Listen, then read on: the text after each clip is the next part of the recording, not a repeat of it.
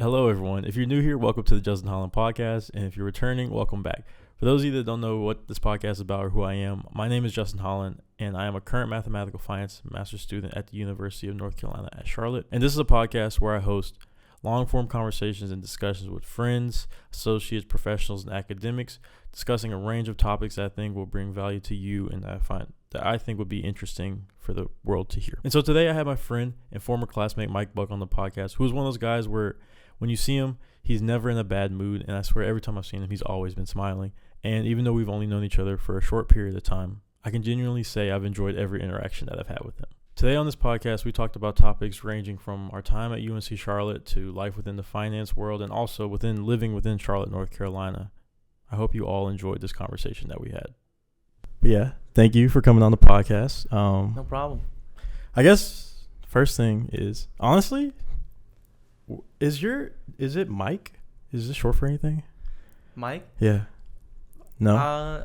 I've been born Michael. I just like the shorter name Mike, so that's what I've stuck with this whole time. Okay. I was going to say it's like straight to the point because it's like Mike Buck, and it's like straight four to words, the point. Four words each. So Four letters. Okay. So first thing, how was yesterday? So I know you said you met or you had a town hall. I saw something about Renata posted something. I don't know. Yeah. So what was that? So yesterday we had a town hall meeting. Oh, sorry. Yeah. With US Bank together. It's basically a huge event with like a bunch of the executive people in the bank to come and, meet everybody in Charlotte, talk about, up and coming things that are coming up in Charlotte, future growth plans.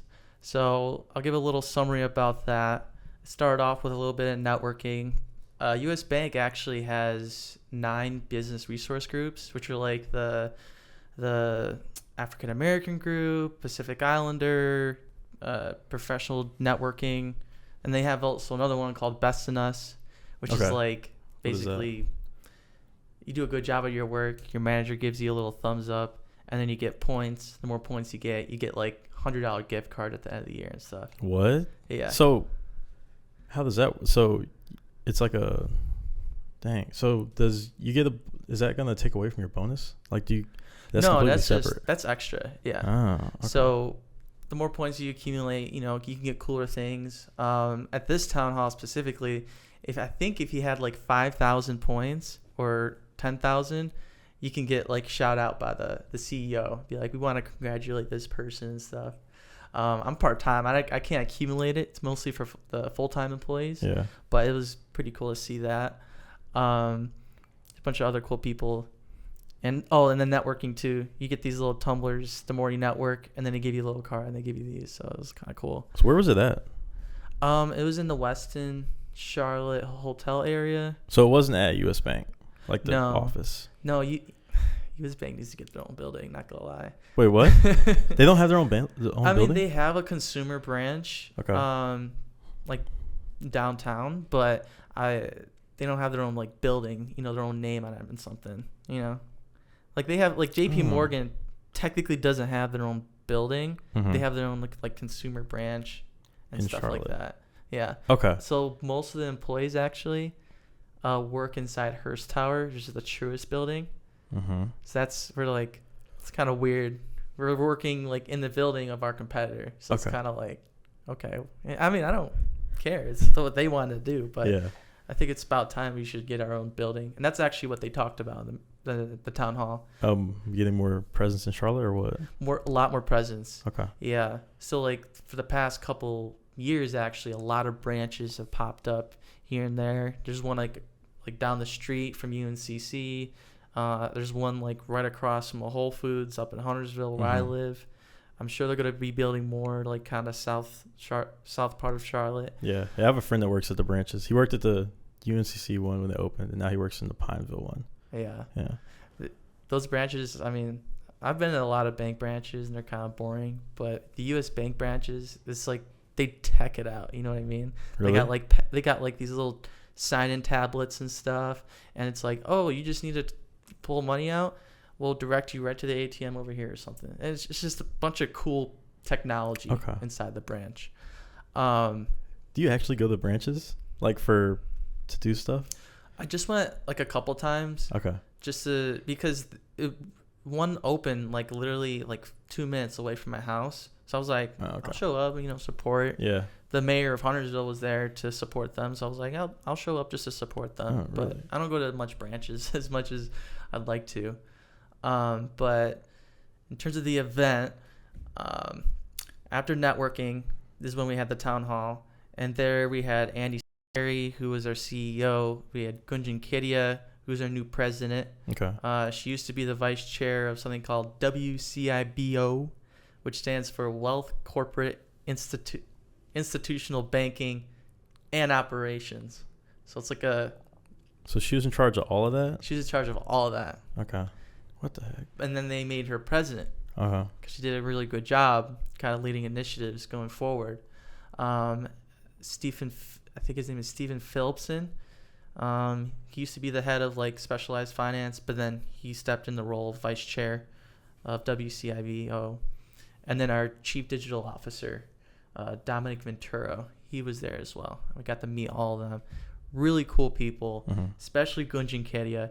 She's like super inspiring to me because she's trying to change the norm of how our bank usually kind of run things. So we're a very, very risk adverse bank. Okay. If we can avoid risk as much as possible and grow at the same time, we'll take it, So what happened in the past is like Andy Cesari has invested a lot in like technology and different initiatives and stuff like that. And that's kind of what we talked about in the town hall. And then Gunjan was like, it's time to actually start using this technology we've invested so much into. This includes AI, automation tools, something called OCR, which stands for optical character recognition, which is something that the bank uses a lot because we just get a bunch of random papers we scan and then we have to input everything manually. So that's a cool technology that they're implementing is that the software just reads the page itself and implements that data in it without us doing it manually. So it's just a little time. It's a quality of life thing. What's it called? OCR. OCR. Okay. Yeah. OCR. So after that, actually, I will say too, she's very like thorough on like things that need to be done in the bank. So that includes like being more transparent with our clients and our customers, making sure that youth talent is being utilized effectively, giving people opportunities that they never thought they would have at like other banks. We had a little bragging motion about comparing ourselves with JP Morgan and how we're doing a little better than them and really? Stuff like that. Yeah. Okay. no flack on them, but US Bank, we're really growing. Well, it's number 5, right? Is it number 5? Yeah, number 5. Number 5. Yeah. Dang. I mean, you probably catch up to who's at the bottom. Is it Wells or Citi at number 4? I think it's like switches a couple of times every year between Citi and Wells. Yeah. I think right now it's Wells. Okay. Yeah. But they're growing too. Yeah. Wait, so y'all don't have a building, but I swear I've seen a building with the sign US Bank on it. What building is that in Uptown? Do you know what I'm talking about? I do know what you're talking about. That's just a consumer branch though. So it's not anything. Like no one in corporate works on the corporate level works there. So it's all just consumer. That's it. Okay. Yeah. Everybody else, we have technically 3 buildings. We have that consumer branch. That's actually super new. That came out, I believe, 2019. Oh, dang. So it was super new. And basically, most of the bank works in Truist Tower. And then there's a bunch of people in wealth management that works in South End. So is that where you worked during your internship there? Yeah. Okay. So can you go on the other floors? Like, how does that work? How's the security? Because I'm curious. Are you guys not allowed like on the break in? No, I'm just curious. Yeah, honestly, I'm trying to take the number 5 and number 6 out. But how does? Yeah, can you like your key card? Can you only get to certain? And I have no clue if this is like you're not allowed to tell me. But I'm curious because I know some buildings, like I think at Bank of America, if you don't work for Bank of America, you're not. But you work in the building, you're not on those floors. Like you can't get access. Yeah. So you get a security card. And based off of what company you work for, you get access to basically all the levels that U.S. Bank runs. Gotcha. Okay. So I mean, obviously Truist is in there. I think PWC. We can't go to that level with our key card. I mean, we technically could, but there's like 2 doors, and then you have to scan your key card to open that door. It's not gonna work. Because you don't work for PWC or Truist. So you US Bank. Okay, so you can get to the floor, but you're like the door, because that's how USAA is, and I think that's how. Is it Bank of America also? Some floors is like you get up there, you get to the elevator, but then you have to scan your key card again and go through like a whole another turnstile. Yeah. It's good security. Okay. Good security. I will say, like, Truist, I don't know why their area is super, super nice, because they have like the grass area with like the little colorful cubes and stuff, and like the super open window and stuff. That's their like main like hangout area, you know. It's very open kind of. So like sometimes me and a couple interns would just like go over there just to look it out and be like, oh, that's cool. And they also have a little cafe like right before you go into like the Truist part of the building. Okay. So sometimes me, Renata, and a couple other interns, we go there, get some coffee and stuff. I will say their coffee is not good. Yeah. It's not good. Renata says differently. Like, oh, it's not that bad. I'm like, they put like 0 creamer in it. It's usually they only have black coffee. And it's like, I only come up there just to get the cinnamon bun and walk back. The cinnamon bun. That's funny. But so why? So I guess I kind of want to know what, because I remember you I was talking about like what you're going to be doing at, is it like asset management or? So yeah, it's asset management. So. And that's not here. No, it's in Harrisburg, Pennsylvania. Yeah. Okay. So actually next week, I'm going to be moving up there for that job. You excited? A little bit, 50-50 right now. Really? I was gonna say moving away is probably not the greatest feeling, because I moved away when I was 18. Yeah. And it's a big change for sure. Yeah, I moved down here from Rochester, New York. I think I was 16 when that happened. Oh, okay. Yeah. So I mean, I've had that experience. I will say it was a lot tougher, because that was like a lot of friends that I made through middle school like into high school. Like, you just lose them all, and then you have to start all anew in a different area. You don't know what to expect. And that too, I was also in Boy Scouts, and I was 16, and the age cutoff for you to leave Boy Scouts is 18. And I haven't done an Eagle Scout project yet, and that takes a lot of time. I'm lucky I did, but I'll tell you that too. Yeah, I was going to ask about that, actually. The Eagle Scout project? Yeah. So my Eagle Scout project was with Shining Hope Farms down in, I believe it's Cornelius. It's like a therapeutic horse farm for little kids, because they're stuck in hospitals all the time, like doing muscular therapy and stuff. So this farm helps them regain their strength with the use of horses. So like an alternative medicine type. It's really cool. Okay. They wanted me to, first they wanted me to build a new fence for them for all their horses, and it was like 2 acres. I was like, that's a lot of land. That was gonna be your project? Oh my god. Well, that was at first. Okay. And then we kind of shifted. We're like, look at that playground over there. You think I can rebuild that? They're like, sure, why not? Okay. So I rebuilt the playground for them. That was tough too, because it was during COVID, or actually it was like just before. No, it was during COVID.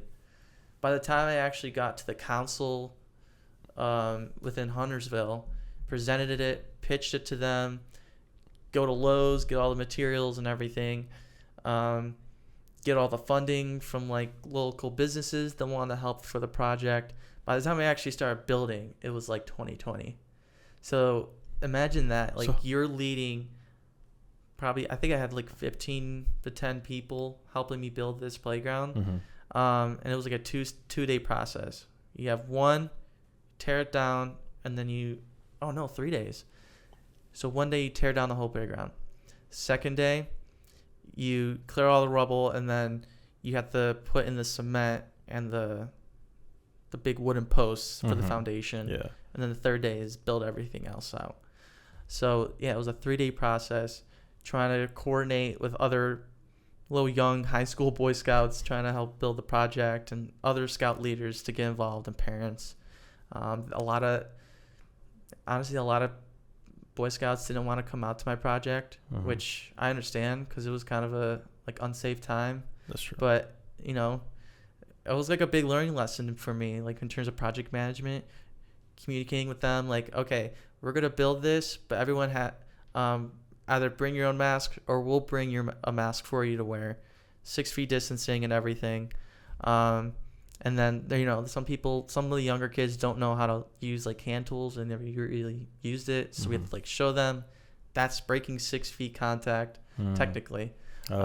So we had to put in like little procedures of like, all right, if you're going to be hammering it in, you know, you got to be 6 feet away. It was a lot. It was a lot of, yeah. Was this during peak COVID? Like what month was this? Do you remember? This was, or like, I guess time frame, like was it spring of 20? It was 2020, right? Mm-hmm.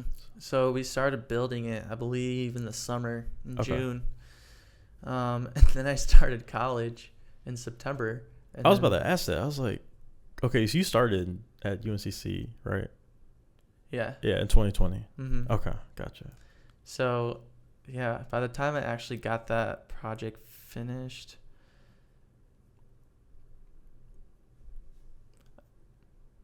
I think it was July.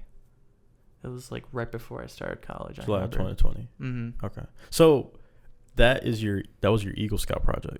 Yeah. So that's what you have to do. So if you're a Boy Scout, how long are you a Boy Scout for? I believe the minimum age is 12 and then up to 18. I believe. I could be wrong. So what's below? I think I was a Cub. Is a Cub Scout the one that's like when you're really young? Yeah, so Cub Scouts is like elementary school, and then you go into things, and then your last part of that I think is called Webelos. It's called what? Webelos. Webelos? Yeah, what it's is like that? it's like the last rank before you transition into an actual Boy Scout. Okay, so it goes Cub Scout, Webelos, Yeah. Boy Scout, Eagle Scout. Yeah. Okay. Yeah. Gotcha. Webelo is like its own rank. Okay. And then Eagle Scout too. That's its own rank too. Boy Scouts and Cub Scouts. Those are like two different. I guess they're like the same organization, but two like age groups basically. Okay. I was gonna say I don't think I ever got to the Boy Scout level because I think I did it in first grade and second grade, and I don't think I got the third grade. I think I was playing football and I couldn't do both. Practice took over. I get that. Yeah. It was fun though. We went camping. I remember, I think I got traumatized. We were playing dodgeball with rocks. Really? Yeah. Somebody got busted. Somebody busted their nose. I forgot his name. But yeah, one of my friends of a friend, he was actually, I think, a Boy Scout. We were with the Boy Scouts. Yeah. And he got his nose busted. And I remember that. I'll never forget that. It was wild. I was like, there's so much blood. I thought he was going to die. Like, really? I literally looked at him. I was like, oh, you're done. I was like, I don't know what death is. I was like 7, but I was like, you're definitely dying for sure. Yeah, you do a lot of like stupid stuff in Boy Scouts. I have tons of stories on that too. Yeah. So you went to, which high school did you go to? So in New York, I went for 2 years at a high school called Rush Henrietta. Okay. And then I moved down here, and then I went to a school called Hopewell High School in Huntersville. I actually originally was supposed to go to Huff. Oh, really? And that's where my parents want me to go. And then they rezoned the Birkdale area, and then I had to go to Hopewell. Dang. I was going to say, my cousin went to Huff. I think it's a nice... Well, I think their football program is really good. Yeah. They have a really... really cool like sports program, and I know from experience because I go to my sister's soccer games and stuff. There's so much politics, so I'll try to stay away from that. But what I've noticed is like on my sister's team, like there are people who just wanted to be on the team and they just let them in. With Huff. Okay. Wait, so how you can tell the difference between the advanced nature of a high school sport team is based off of how many subs they have. So if they have like a whole second team of subs, that means it's super competitive, and like they're letting people in because it's so competitive. They're like, okay, we can have room for another team, but no one else, you know? That's to make room for them. If my team for Hopewell has like 3 extra subs, that means there wasn't a lot of people who wanted to join the team. Gotcha. So it's not like advanced players. Yeah. Huff, like they got all the, for my sisters, what she says, like there's a bunch of club players. So like they're kicking people's butts all the time. So does she go to Huff or Hopewell? She goes to Hopewell. She goes to Hopewell. Okay, Yeah. so her team is they get beat by Huff. Sadly. Regularly. Yeah. Okay. Yeah. When our team scores a point, that's like a huge deal for our school against Huff because they're super competitive. They're super good. How far away even? Isn't it like they're close by, aren't they? Like they're relatively not that far. Dang, you should have. They're like this, honestly, the same distance between where I live, between me and Hopewell and me and Huff. Dang. Yeah. And they screwed you. It's okay. Honestly, I think it was a good choice, honestly, to go to Hopewell because Huff, from my experience with Hopewell, there is so much diversity and so many like different people, different students in that school. Mm-hmm. I don't think that would have the same type of effect with Huff. They're just different type of people in Hopewell. And it was cool to like be surrounded with them instead of just like the normal stereotypes of high school where you got the jocks, you got the nerds and stuff. Like there was no like social cliques within Hopewell. Really? Yeah. How many students? Was it a lot? Like your graduating class, do you remember? I think mine was like 650 or something like that. Yeah, I think it was like 550 or something like that. Okay. So yeah, it was okay. It was like a decent size. I know Huff is huge. So I know Huff is massive, yeah. But I think it was a pretty good opportunity to go to Hopewell because you get, I don't know, it kind of like changed my perspectives about organizations in general because especially when I was like looking for companies to go work for, I kind of wanted to look at their growth, because when we first moved down here from Rochester, like Huff was super big. Like everyone knows them. Oh, they're a great school. Everyone wants to go there. When everyone looks up Hopewell and kind of their past, there was kind of a lot of issues with fights and stuff and like drugs. Okay. But like just when like I started going there, you could see, like we also got a new principal at the same time, and it was really just the principal. But overall, you get to see the growth within the high school. You get to see the new programs they added. When I first started, they didn't have a chorus. Wait, the what? They didn't have a chorus. A chorus. Oh, no chorus. Okay. I mean, I was big in music. I was like theater. I was a theater kid. Yeah. In high school. But I was like, wow, you guys don't even have a chorus. Like I thought that'd be like number one with music. They only had, I think it was marching band, and that was it. Really? Yeah. And then like the next year after, I think my senior year, they added dance as a class. They added their own choir. I got to go to like all county again. Like in New York, we had something called RH Singers, which is like a very say that again. It's called RH Singers. R8. RH. RH. Oh, RH Singers. Okay. Yeah, it's like Rush Henrietta Singers. Rush Henrietta Singers. Yeah. That's for New York, like the state, or what is that? Just for my high school. Oh, your high school. Okay. Yeah, it was like, like there's choruses in other high schools. You just take the class, you get in. RH Singers, you have to audition in order to get in that class because they do a lot of like very technical singing. They will take trips to the city, and then we have to give a full-blown performance and all these like really cool people in music, I guess. That's wild. So I mean, like that, you got to like do sight singing. You go to all county. You got to go to all state choir, and then I went to Hopewell. Like all of that wasn't there. Dang. I was like, it's okay. Some high schools don't have that, but that's kind of like what I grew up with, and it's kind of sad they don't even have a chorus. So like I thought that would be like minimum for music, right? They only had jazz. They only had marching band. That was it. That's wild. Wait, so you were like is it like the travel team equivalent? Kind of like for choir? For choir? Yeah. Okay. Basically. Dude, that's kind of cool. So you know how to sing? Yeah. So question. What is it? So like, I don't know. I don't really understand singing. Do you have wait, how long have you been like involved in music? Not like since you were a kid or since you were a kid? Pretty much when I was a kid. Do you think you have perfect is it Pitch Perfect, Perfect Pitch or something like that? Do you have that? Perfect Pitch? Yeah, do you have that? No. Oh, okay. I know it's like super hard. You have to like start so super young, I guess, or something like that. Yeah, I mean, there's Perfect Pitch is like you hear a note and you can replicate it with your voice and stuff. I can't do that. I'm like, I have to like kind of adjust myself to get there. So that's not perfect. Okay. But I can still get to that point where I can like match that note. And then there's like people who are like tone deaf.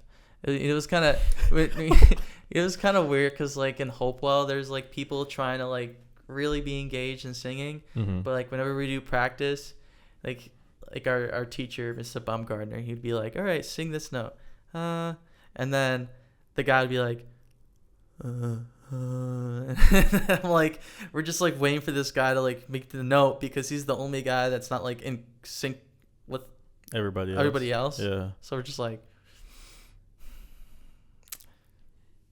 no, that's how I'd be. That's how I'd be for sure. Because I think the only thing I learned how to play the recorder in third grade or whatever. What they require is that, do they make that requirement in New York too? Like you have to learn some type of like small instrument or something like that. Yeah, elementary school, they give you a recorder. Yeah. Okay. Practice that. I think it's like nationwide then, probably. Yeah. Yeah, that's the only thing. That was the most annoying thing to learn in elementary school because people weren't even like taking it seriously. They would just like, just blow as hard as they can in the thing and make it as loud as possible. I'm like, oh my God, I don't want to be here. Yeah, no, it was bad. I was definitely probably one of those kids. I was just I probably was. I hated that class for some reason. Now I'm upset because I was like, dang, I should have paid attention. I probably could have learned something about music. Yeah. But now it's like, I'm like, dang. But no, during then, I think ours had like a belt system. Like it was like a martial art. Like you'd get your white belt and then you'd get your yellow belt. It would be like strings or something like that. So yeah. Oh, I think we had the strings. Yeah, not the like belts or anything. I think it was strings. I think it was, yeah. Because like you put it on your recorder. Yeah, and then you have to like rank up or something like that as you get better. You show all your parents, all your friends, oh, I'm a purple string. Yeah, no, I was stuck on the second one for sure. But no, all right, anyways, back to, so you were talking about, that's what you were looking for, like, career-wise, like you were talking about, I don't know, we're going to transition into, I have a question about, you were in AFROTC, right? Air Force, yep. Air Force ROTC. You're not in it anymore. Like you ended that. How long were you in it, and why? Like, why did you join it? That's my question.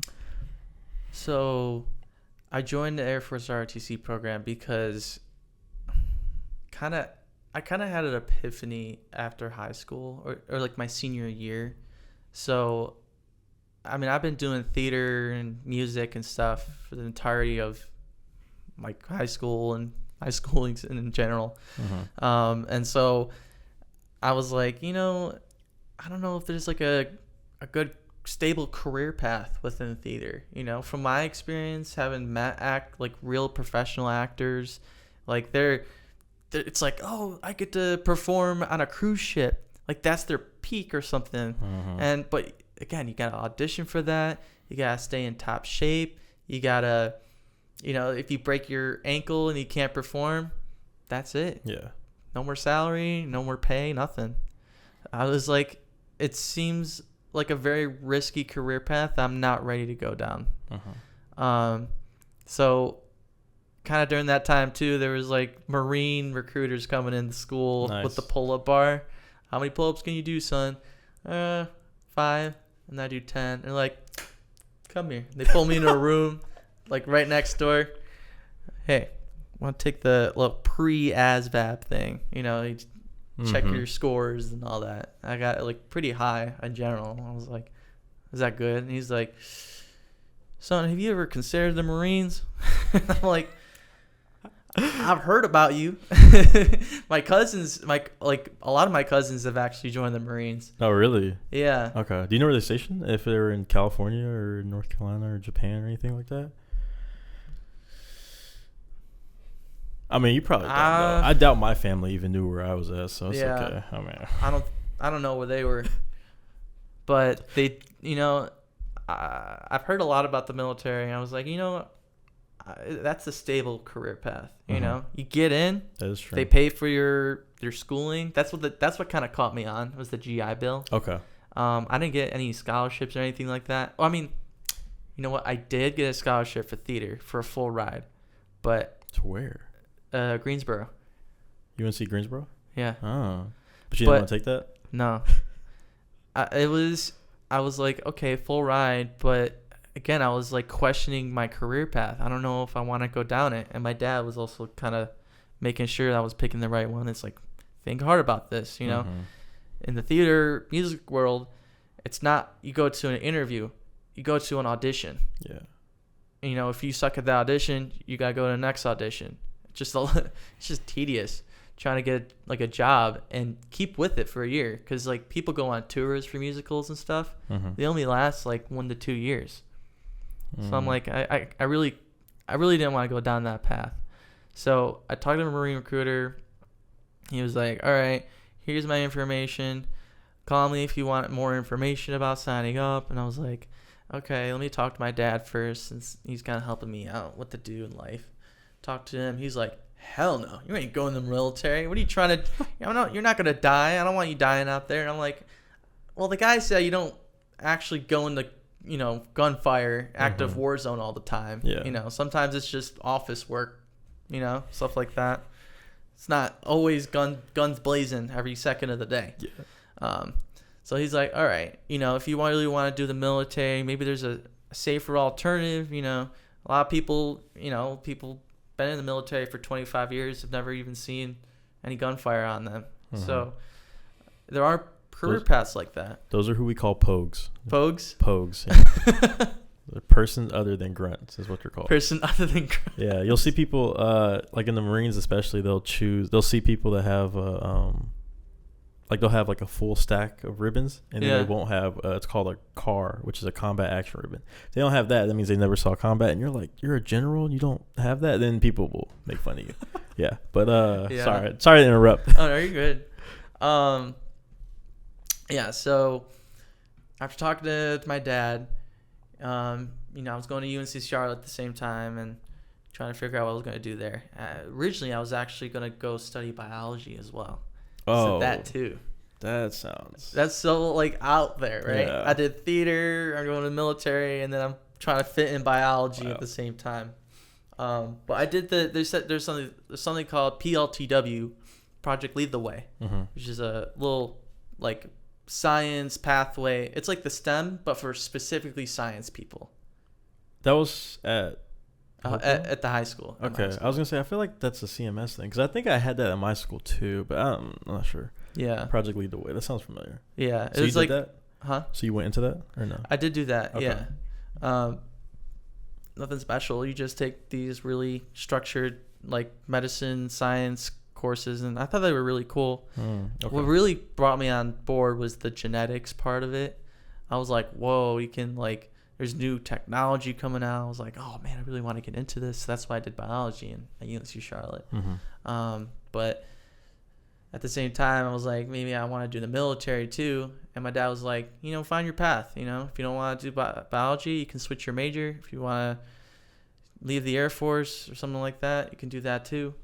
So college was just a big experiment for me. That's where I found myself, like what I really wanted to do. I'll get to that later. But after talking to my dad, he got me in contact with Lieutenant Colonel Land, which is the detachment commander at UNC Charlotte. Okay. Really nice dude. Had a little interview with him. He really liked me. I was like, all right, let's do this. This was 2020. Worst time to sign up because PT was the worst at that time. What is that? What do you mean? Physical training. There's so many regulations on the mask and the 6 feet thing, and we were running pretty much for a full hour running. So you had to have the mask on when you ran? When we ran. Oh yeah. Yeah, that was the worst. We go into a parking garage, North Deck. That's like 7. I have no clue, but it's tall. Yeah, it's like 7 to 8. Like stories. Stories, yeah. And then they called it Power Tower.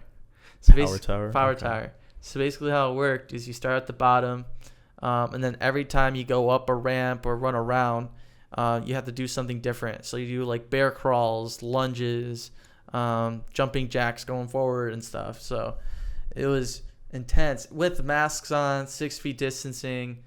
At first I was the theater kid coming into this. So this is like a whole new challenge in my life. I was like, oh my God, this is crazy. But I mean, they're there for you. Yeah. Like all the older students, all the cadre, they're there for you.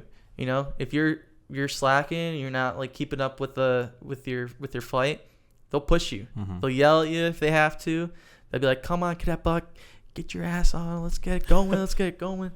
So it really taught me about like teamwork. Mm-hmm. It's like just the basics. Yeah. If you support me, I'm gonna support you and stuff like that. Even though I don't know you, That is true. I think I forgot the saying, but it's like hardship builds like camaraderie or something like that. Mm-hmm. Basically, going through really hard stuff with strangers will make you bond with them a lot faster than anything else for the most part, I think. Yeah. So that was really tough. And kind of towards the end, well, I mean, I did a lot of cool things in between. We had like the obstacle courses. We did the marching and all that. Mm-hmm. I kind of found that program to be more of an internship rather than an actual program, to be honest. Like you didn't want to go into the Air Force? Like you realized... At first I was like, I'm going in the Air Force. Yeah. I want to be a CISO, combat systems officer. I want to be a air battle manager or something like that. Yeah. And Major Morton, who's the other cadre, he's like, you should definitely be a CISO. I can see you as a CISO. Yeah. I was like, all right. At that time too, I was doing biology, and I was like, maybe I should fit my degree to something that's kind of towards the Air Force a little bit, Mm-hmm. And I took a social economics class for like an elective. Okay. I loved it. Social economics class. Yeah, it was an elective. Talked about game theory. Uh-huh. So it was an econ. It was in the econ department. I believe so. Yeah. Yeah, and we talked at that time too. It was like open discussion. Mm-hmm. Like we talked about the Suez Canal. Oh, like that's when that happened. That's a fun. That sounds like one of them. Dang, it sounds like an actual fun class. I know. Taken. It was super cool. I was like, I'm struggling in biology. I gotta do biochemistry. I gotta go to all these labs during 2020, and like I don't want to go to. Well, that too. The labs weren't in person too, so you have to learn from someone else doing the experiment. That was a really hard bridge to cross. Oh, so you're remote. We were all remote and at you're that watching time. somebody do it. Do the experiment, do the labs. Yeah, it was like, yeah, you go to class, learn the subject, and then you have your labs, and then you take your exams based off of both the labs and the course. Mm-hmm. It was a lot of work, and Yeah. I was like, I'm honestly more happy taking this social economics class than I am learning about chemistry. Mm-hmm. So I made a decision. I was like, you know what? I'm gonna try out business, Okay. and that's how I got to Bell College. Gotcha. So this is sophomore. Is this freshman year still, or when did you switch? Or Sophomore year. Freshman year, I think I switched the beginning of sophomore year. Beginning of sophomore year. Okay. Yeah. So, yeah, during that time I did that. Switched over to business. Loved it. Took Principles of Accounting with Professor K. He's the GOAT. Yeah. I love him. I've never had Professor K, but every time I see him in the hallway, he's like, "Yo, what's up?" Like he's so cool. Chillest dude ever. He's so cool, and I wish I had him as a professor. Yeah, I feel bad. I got a B in his class, but barely. Oh dang! Was it test? He was a cool guy. No, I think it was just a learning curve. I went from biology to accounting. I went from knowing nothing to partially knowing something. Yeah. So it was, that's probably why I got a B, because it was just a huge learning curve for me. Mm-hmm. But, I got A's in my other accounting classes, so I made it up somehow. But kind of towards March 2022, like that spring semester before you go to field training. So how it works in ROTC, first 2 years is just basic training to become an officer. Okay. And then you go to field training. I think it's 6 weeks of like boot camp type stuff, but mainly leadership stuff. And then you go into upperclassmen. I totally forgot. It's been a long time. No, it's fine. I think the Marine Corps has something like that. I think when you're like a junior, you go to some type of camp for 6 months, and then or 6 weeks, and then I think you go to your senior year. You go to OCS, I think is what it's called, but I don't know what they call it for the other branches. It's called Officer Candidate School. I think it's like 12 weeks. I think it's the equivalent of boot camp. Yeah. But they'll let you do it, I think, before you graduate. That way you can, like, as soon as you graduate, you can go straight to, like, your job training, I guess. Yeah. So I think that's kind of how it is. I'm assuming other branches are like that too, but no clue. Yeah. Was not interested in at all in going back in. So the Air Force program, that too. It was just super competitive overall as well. It's super small, right? Like, how many people's in it? So when we started, I think with 120 people in my class. Yeah. Towards the very end, there was 12 of us. 12. My class specifically was the smallest. That's crazy. Because 12. Well, what happened was this was 2021 going into 2022. Sometimes in the military, you have just a bunch of people in the military. They're not going to leave, especially during that time in 2020, 2021. Like, people need to hold on to their jobs. Yeah. Because they got, they got kids and stuff. They got stuff to pay for. And so there was just a limited availability for positions for officers during that time. So I was honestly lucky to made it that far, because I know a bunch of people who had the same willpower, the same grit, but they just didn't want to keep going forward because it was tough. I mean, 6 a.m. PT in the morning, 3 days a week, leadership laboratory, Thursdays at 4. Like, and doing all your electives and keeping up with your grades at the same time, keeping in shape. It was just a ton of work. Yeah. And I feel bad, like when I walk down to, like, Prospector getting food, and I see, like, a guy in his Air Force suit and stuff, and he's just, like, depressed. He's just like like he didn't get any sleep last night because he was studying and, like, working out in the morning and couldn't get a nap in between. So teaches you a lot about time management. But I will say, kind of towards the end, there was 12 of us. I really stayed because I thought there was a lot of camaraderie. Like when I started, right, I talk about supporting people, making sure we're helping your wingman out, get them forward. And kind of towards the end, it just got so competitive. Like, that's what leadership is. Like, you want to be the leader and being able to fit that role. And, like, leadership laboratory, people were volunteering themselves to in those positions. And so, like, if you didn't get that position, or if you got it and this guy didn't, they'll hold kind of a grudge at you a little bit. I mean, I'm still cool with those guys today, but it just kind of felt like it was so competitive. Like, I need to get ahead of you, because at that point, because how it works is, in order to move forward and go to field training, get signed on as an officer, you gotta get something called an EA. Okay, what's that? It's called enrollment allocation. Okay, that's what it stands for. It's your ticket. You're like, hey, we like you. We think you'd be a great fit in the Air Force as an officer. Here's your contract. We'll get you a stipend for your junior, senior year, and we'll get you set up for a role after you graduate. That's basically it. So and you go to field training. That's when you get your stipend and stuff like that. Is after field training. Yeah. And you sign the contract officially. Yeah. So I think it was like March. That's when your EAs come out. I really pushed myself. I did grow as a individual myself. I didn't really know a ton about leadership other than Boy Scouts. So there's that. I really wasn't that fit back then until I did ROTC. Yeah. So when I first started, I think the 1.5 mile run, my first time I did it was like 16 minutes. Okay. And then I got it down to like 9 minutes. Oh, dang. So that was like huge jump for me. So it was really, but it still wasn't competitive. Oh, like, there was people running like 7-6 minute 1.5 miles. It was crazy. Like, they were sprinting. I was like, I'm not there yet. Yeah. So I mean, my PT score was okay. My grades were okay. And then your third part of if you get an EA or not is something called commander ranking.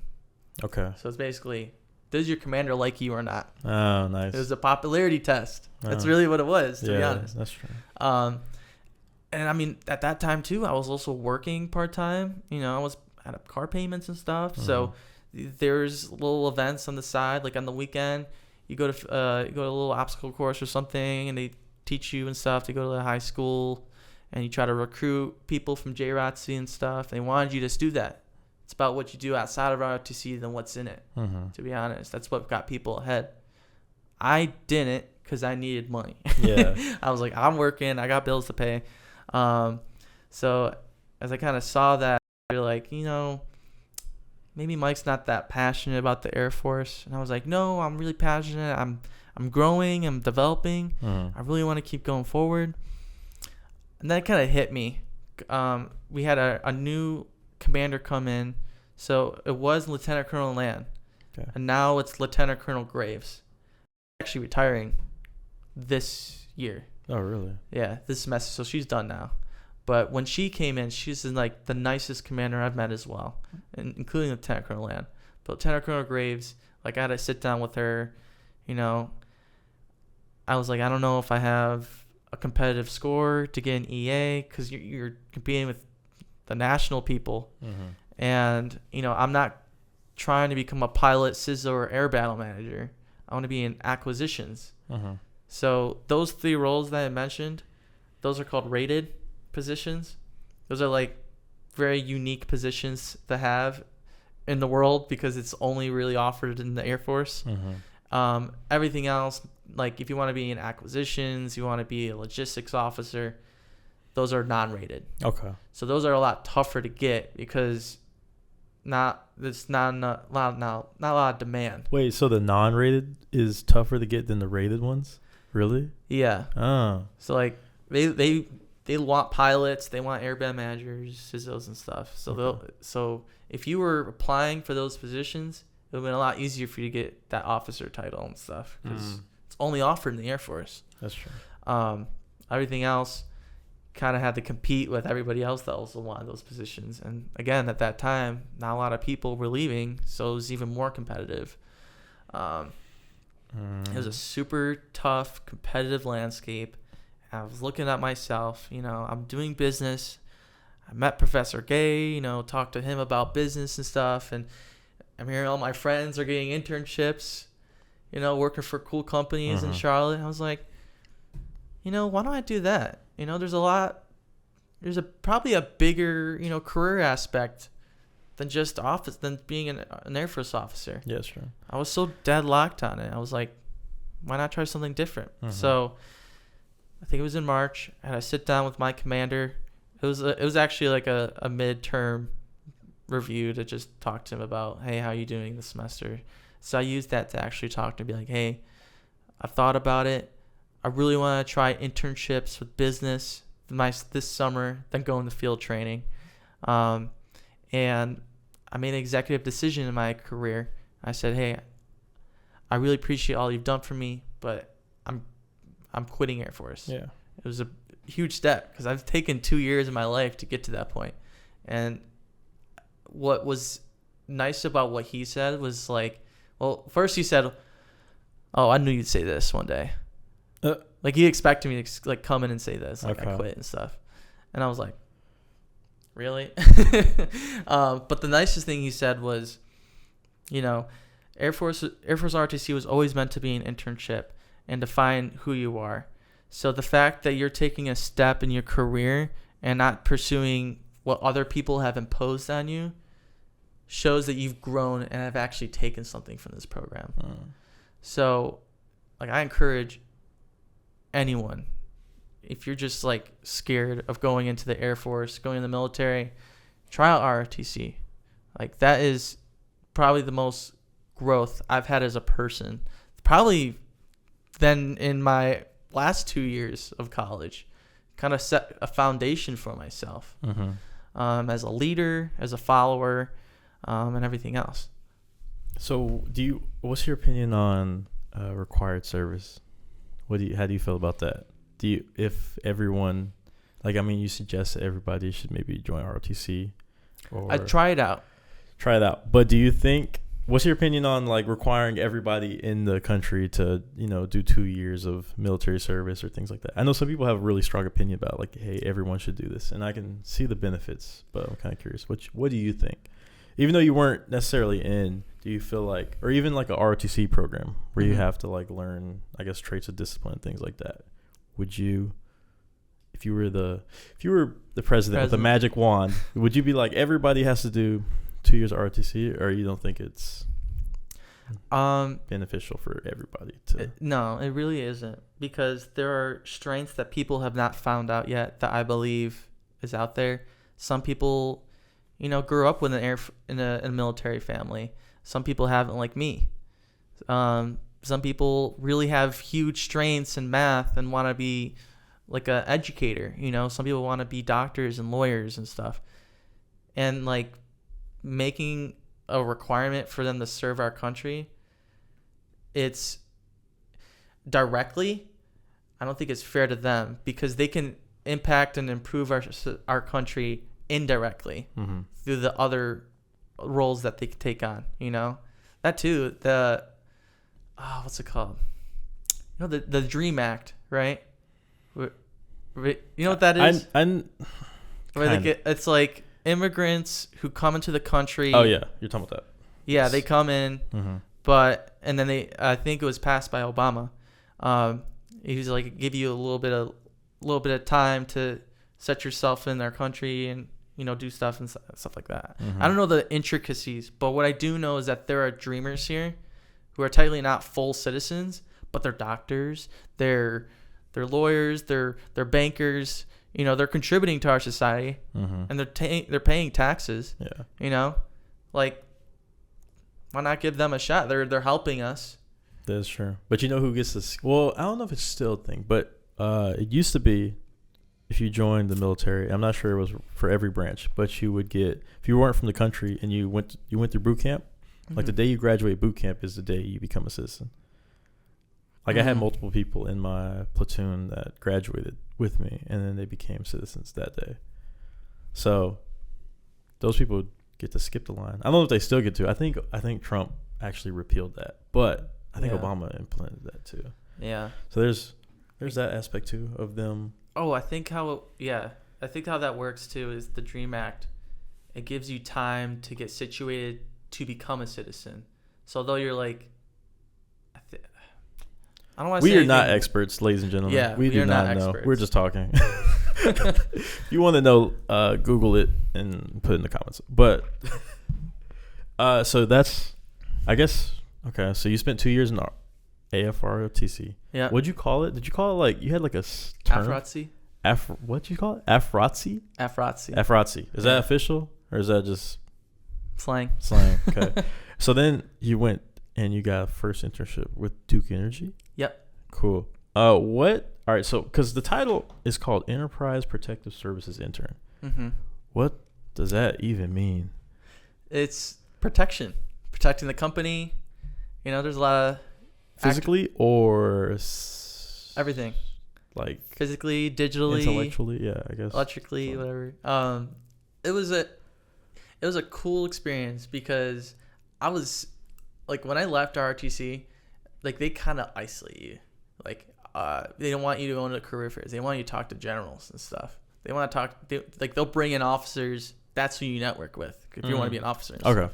So it was like, oh gosh, I don't have any networks. I don't know anyone if I can go into an internship with. So I was like, all right, going on Google, baby. I'm going to apply to every little internship I can out there and just get something, Found EPS for Duke Energy. Very surprised I got an interview back. And then, the guy, I forgot his name. I feel bad. Okay. So he was like, oh, you have a lot of, project management skills, capabilities. Talked about the Eagle Scout project, talked about ROTC, leadership and such like that. And he's like, we could use someone that does a lot of has that experience, as an intern. So why don't you come on board? So EPS, they're located actually pretty close to UNC Charlotte. They're like really? street down. Basically, how you get in is like they have like 2 gates. It's like the super critical infrastructure system building. So like everything in terms of energy information is like going through that building. Oh, okay. Yeah. So I'm not gonna spill the tea on what the inside looks like. No, it's okay. But it's very corporate looking. Oh, okay. That's all it is.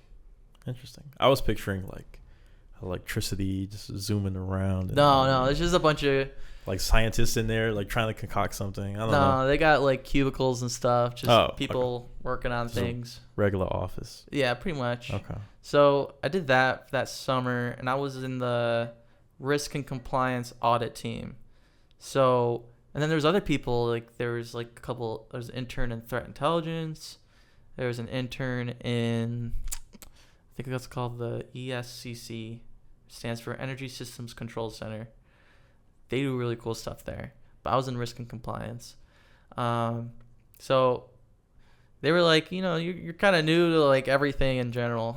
So we're just going to give you a project to make a SharePoint, kind of make a little website, kind of organizing our documents and stuff. And that'll be your big project for the summer. They love those. Every internship loves They love giving the SharePoint project to the interns. I was like, I'll take it. Get paid doing it. Excel, making PowerPoints. Yeah. I will say it's kind of crazy about this is because this SharePoint, the documentation that I was working with, well, first of all, I was only supposed to do risk and compliance. But because I finished it so fast, they were like, oh, why don't you go to the ASC, it's like Agency Service Center and stuff, or go to Threat Intelligence, make them a SharePoint, go to Executive Protection, get them all situated and stuff. Okay. So it was really cool, like working with all these different teams, kind of, organize their files. And what's really cool is the information I was dealing with, critical infrastructure information. Yeah. So from what I heard, I don't know if it's true, but what I heard is if I lost one document in the transition period, I would pay $1 million fine to the government. You're lying. What? Because it's critical infrastructure. So it's called you said critical information infrastructure or something? Critical infrastructure information. CII. So it belongs to the federal, state government? Or who's it belong to technically? Federal. Federal? So they federal and state. It's all regulation stuff. Yeah. Okay. I mean, these things, powering hospitals, powering like military bases and stuff. For my boss, he was like, if like a generator or something went out, like there's like serious concerns people could die just for a power outage. Oh yeah, that's true. I guess. I was like, whoa. If you're hooked up to it. Yeah. In hospital. I mean, they have backup generators, but still. Yeah. You don't know. So that could happen too. It was really cool. And then we also went on like little field trips and stuff. So we got to see some of like the hydro plants around town. We got to see this like innovation center, which is like a closed grid solar panel area, and they like were testing new things. I think I can talk about this. But what I saw was that they had a street lamp, and it had like an ad, little television screen in the front of it, and like, we're gonna be potentially implementing these babies in Charlotte. I was like, oh, more ads in the street? Okay, I guess that's kind of cool. Wait, you said a street lamp with an ad? Like the street post with the little light? Mm-hmm. They have like a TV screen just covered. Oh. Yeah, and then people can pay for ads, and then the ads go by as you're driving down the road and stuff. So it's like the new billboard, kind of, much, but on a smaller scale. Yeah, a little smaller. Little TV screen.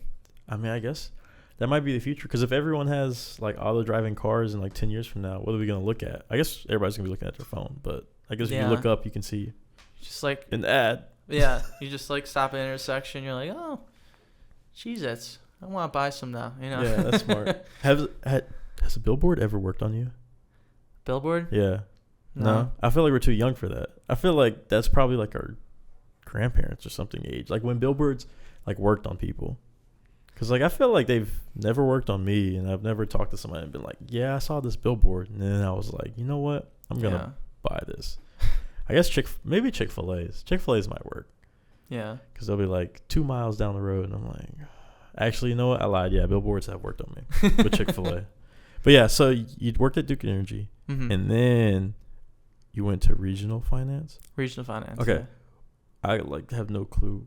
Because it's very, I mean, just from the 2 words, you kind of don't really know what the company would be about. You just think it's a finance something right? within the region. Yeah. So what'd you do there? So I went to a career fair that semester earlier, and they were actually there, and they somehow got my information. I don't know, probably just gave it to them or something. And then I got a random call one day, and then she was like, "Oh, we have internships. Are you considering applying to one?" I'm like, "Is it part time? Yeah. Is it during the school year? Yeah. Is it paid? Yeah." I was like, "Why not? You know?" Okay. So applied for that. They were like really eager to get me on. I was like, cool, let's try it out. Mm-hmm. So what it is branch operations. So it's in the name. You go to one of these branches and you get trained on how to be a branch manager and kind of doing little side tasks for the manager. And in these branches, there's probably like, well, the one in Charlotte is like kind of a newer renovated one. So they got like four loan underwriters and then the manager. Okay. So yeah, that too. The business itself, we make loans.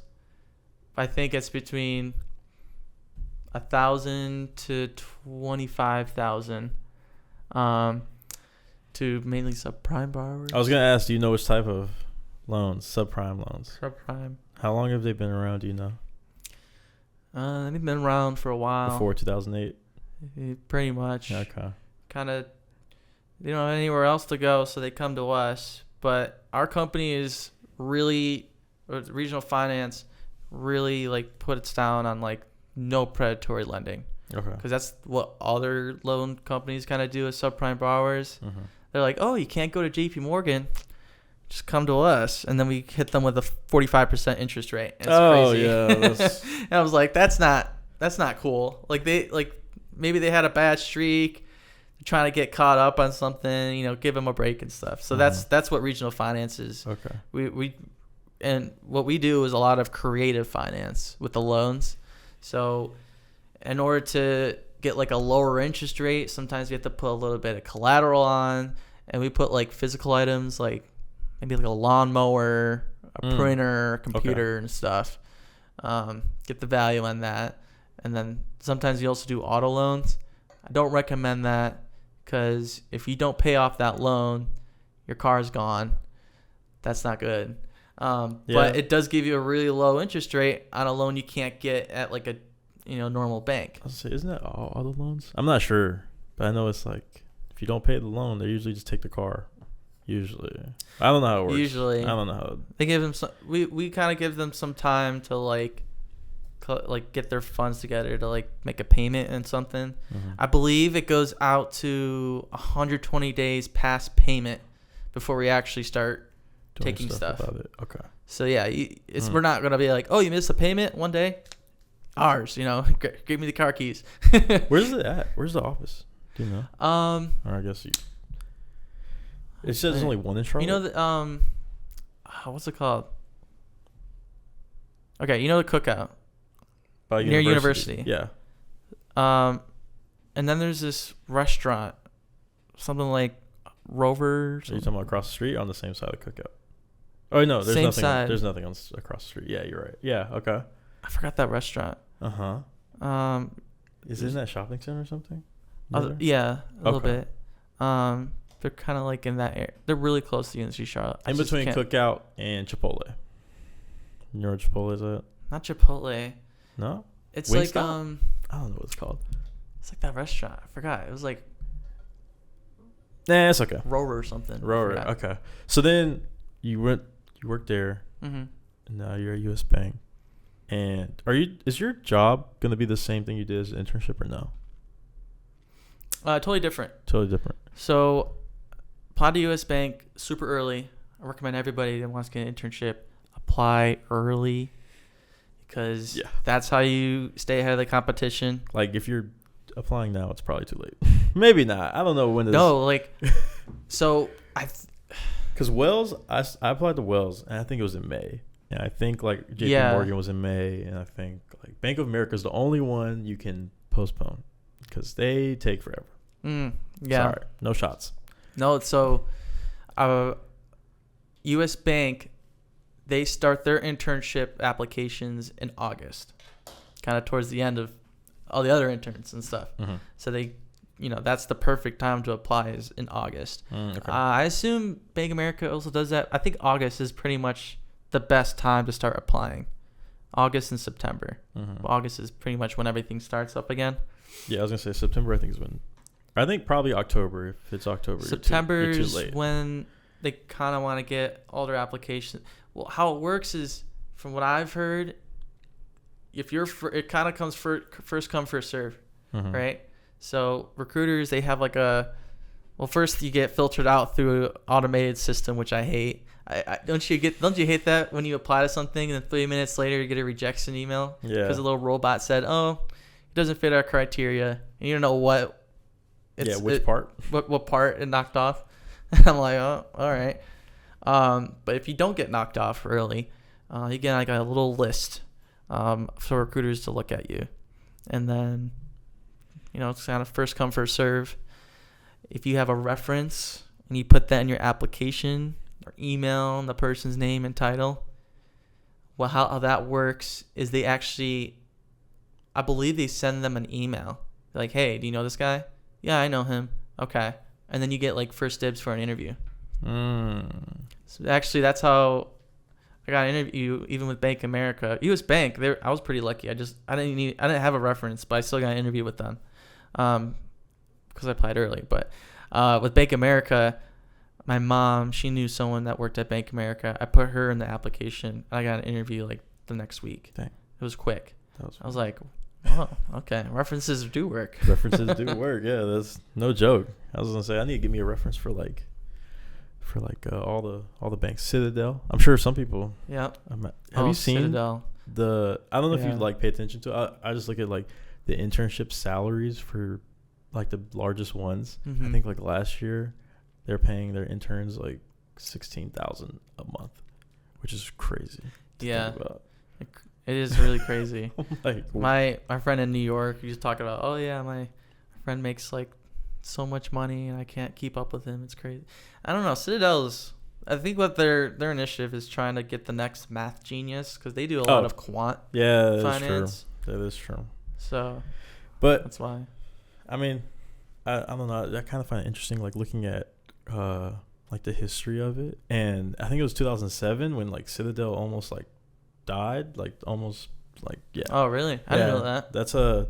I mean, I'm still learning about like all this stuff. Apparently there was this thing called the quant quake, and there was a time, it was, I want to say 2007, right before like all of the housing crisis stuff happened, and every quant firm had like their algorithms were like triggered by something, and they don't know what. They might know now, but they didn't know back then like what triggered them, and they started like selling and buying stuff that they shouldn't have been buying, and like you saw like their firm value go from like lose like 50% in one day, and then shoot back up, and then like shoot back down. It was a wild thing. It was called like the quant quake because it happened for like a week or something like that, and then everything went back to normal. So like everything went crazy for like a couple days, and then they were like, oh, it's fine, but they were like, what just happened? This is 2007. I think it was 2007. Yeah, the quant quake. Oh wow. Yeah, I don't think it's not very well taught because I feel like no one knows what exactly happened about it. It was just kind of a thing. I think Renaissance technology. Yep. It happened to them. Citadel. Citadel, they do the kind of same things as Renaissance, right? Yes, I think they have. Well, I know Citadel or Ken Griffin. He wanted to take the company public at one point. I'm pretty sure. So he was trying to be bigger than Renaissance. But yeah, I think they have similar concept of hiring quants and paying them crazy money. But no, Renaissance actually uses cryptographers and the profession where you like, linguists. They actually employ like linguists and cryptographers and people that aren't within the finance field. Like I don't think they haven't hired, maybe only a couple people that worked like that have a PhD in finance or like a a master's in finance or anything like that. Like they only hire people that have mathematics, statistics, probability, biology, or like engineering. Like people that haven't gotten fed CAPM. So oh yeah, we're not allowed in business school the CAPM, the free cash flow stuff. Yeah, no, there's Renaissance, from what I've heard in like my investment classes, is that they do a ton of like fiber optic type trades. So like they try to find gaps in the market and prices and stuff. From what I heard is like in order to get your trade order in, they have like special like wires to the stock exchange or something. Oh yeah, to get it before the price actually changes. Stuff like, it's like a bunch of algorithms and stuff. It's still like way out of my field, but it's really cool stuff. Yeah, no, there was one guy. I can't remember who it was. I don't want to say his name. I don't think it was, because there's a guy named, I think it's Stanley Drunkenmiller. I don't think it was him. There was one guy when he was in college. He bought a dish that way he could be like, and he angled it perfectly to where it like line up with like a satellite to bounce back and hit the Chicago Stock Exchange, so he could trade derivatives like on the second. Yeah. So there's some crazy innovative people out there for sure. I wish I knew more about it, but that type of stuff is really cool too. Yeah, no, it's honestly pretty interesting. Oh yeah, so you talked about Dr. K, right? Is he a doctor? I can't remember. Professor K. Professor K. Is he your favorite? Was he your favorite professor, or who was? My favorite was Taichin Pia. Really? Why? Well, I had him for financial management before. Yeah, I saw him. He was like walking in with he looked like he like literally got out of bed and just came to class, like no shower. He wears suits to class. Now he wears suits. Oh yeah, he looks super professional. When I had him, he walked in with like a Coca-Cola shirt and like some like pajamas and be like, all right, y'all, start learning. You know, I think he was. When did you take him? Was it 2022 or 23? I think the fall semester. No, yeah, fall semester 2022. Yeah, I think that's when I took him. Maybe it was spring, but I think he was doing his dissertation at that point. I think he did his dissertation in 22, like delivered it. So I think he was like a professor and working on his dissertation at the same time, which is pretty cool. Smart dude. Oh yeah, smart dude for sure. Yeah, but I had him for financial management, and then we had him for financial theory. Yeah, I don't know. He's like the coolest guy I've met. He's one of my favorites. My other favorite is professor named Professor Taravalin. Do you know him? What does he teach? He teaches supply chain. Okay. So I took him fall semester 2023, and it was just a supply chain class. I really love his class because he actually brought in a real company to talk about like supply chain issues and that's going on, like real supply chain issues. And like that was our project, is to like take the data that they gave us and then find out what's going on. Like real hands-on experience. Like it was like supply chain consulting. So I was gonna say I was gonna ask what stood out, because I'm not sure if I want to like ever go the professor route, like maybe become what's it called, like a lecturer at UNCC if they ever have an opening. But I was gonna say, what stands out to you in good professors versus bad professors? The good professors are the ones that can relate with the students and knows what's going on in their lives and respects like what's going on in their lives. Like a lot of students at UNC Charlotte, work part-time or full-time. They got other classes to study for, and so they don't overload their students with so much homework. Yeah. So that's a good attribute. Another one is that they come to class prepared in some aspect. I still know there are good professors that still like kind of read off the slides. Yeah. So that's like, I could have read the slide, that was it. But the ones that like talk off the slides and then provide like examples, like that's pretty helpful and stuff. Yeah. The bad parts about professors is just the professors who just read off the slides, and then I'm sitting there just Listen to him read it. It's like going to class and like watching him perform an audiobook recording or something. Yeah. If that's what it feels like. I've had multiple professors like that. I'm just like, what are you? I was like, I'm not learning anything. I could have just read the I read the slides like beforehand. Yeah. And then he just reads it, and I'm like, I don't feel like I'm learning anything because I already read the it. Slides, yeah. You know, so you provide examples, a little different. You know, my other supply chain Professor Saidam, his model was really cool. It was like you don't go to class to learn about the concept. You come to class to learn these really complicated problem sets. So how it works is you go home, you watch his videos online on how to do it. Okay. And then if you still don't understand, you have a lot of questions about that problem, that's when you go to class and he'll actually do it with you so you learn along the way. But he basically made it like that because there were students who were like, I already know this problem. I don't have to go to class. Mm-hmm. So. Yeah, I was going to say, that's how, for my calculus class it was. It was a lot. They had a before class lecture. So like you go online, it'd be like 20 minutes. And then you do a before class quiz. And then you would go to the lecture. And then they also posted the lecture online. So you could go back and like rewatch the lecture. Or I guess you could skip class, but they took attendance. Attendance was like a big part of it. Like if you missed 5 classes, you'd lose a letter grade. Yeah. So I was like, I guess I'll attend class. But so they did that.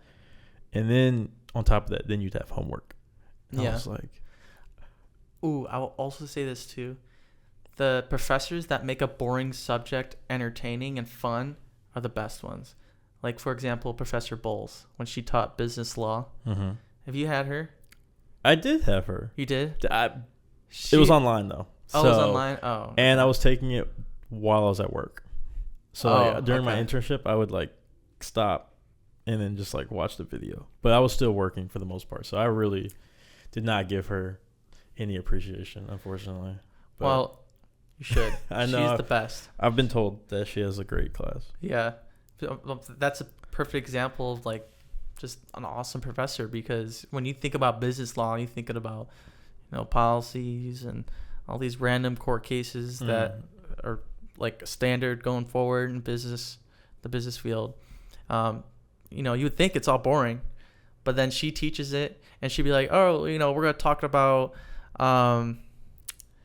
this one rapper or some sort of issue he got in, and he posted a video about it and how this affects his business.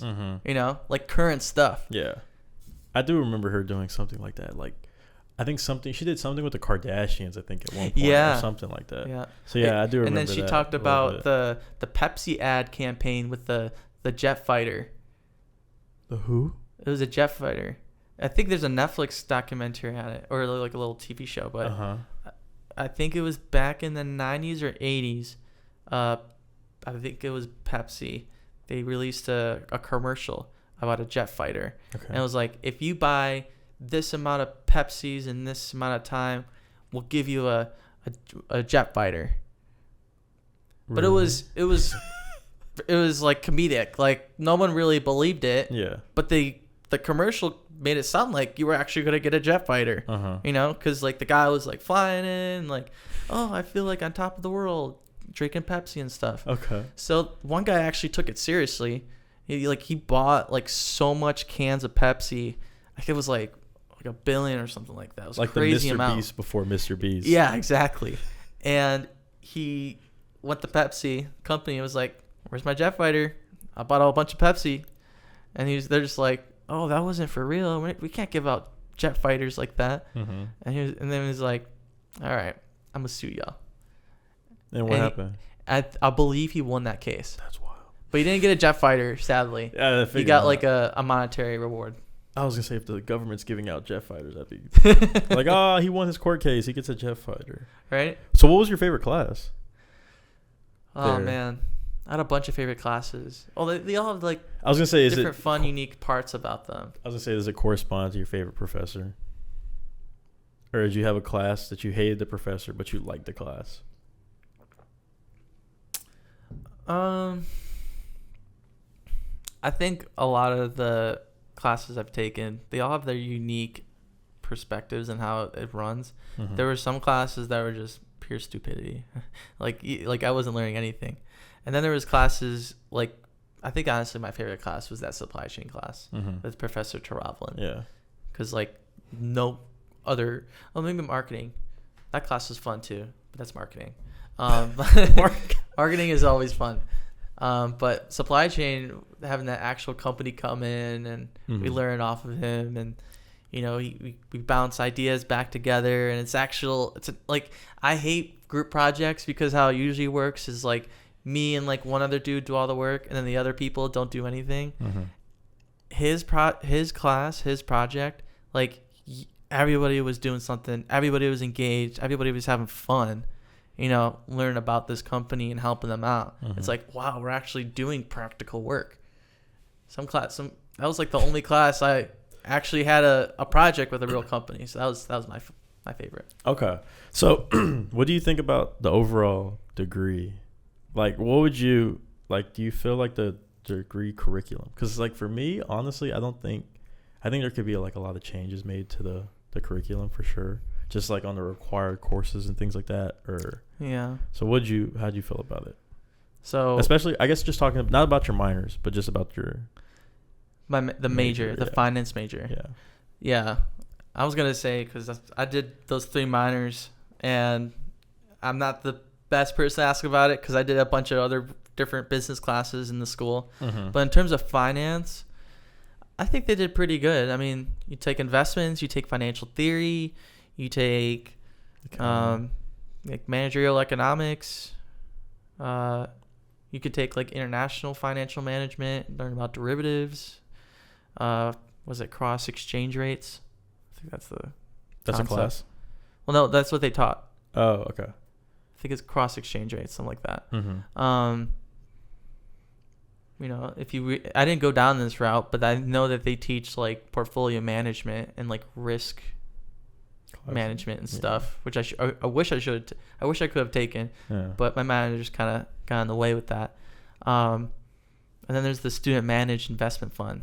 That was a cool class I should have taken.